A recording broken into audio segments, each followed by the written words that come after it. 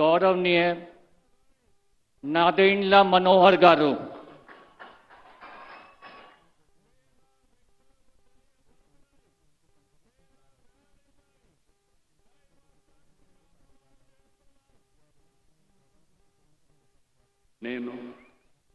నాదెండ్ల మనోహర్ నేను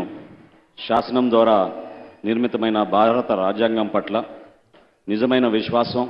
విధేయత చూపుతానని భారతదేశ సార్వభౌమాధికారాన్ని సమగ్రతను కాపాడుతానని ఆంధ్రప్రదేశ్ రాష్ట్ర మంత్రిగా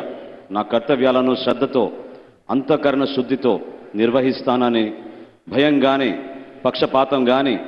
రాగద్వేషాలు గాని లేకుండా రాజ్యాంగాన్ని శాసనాలను అనుసరించి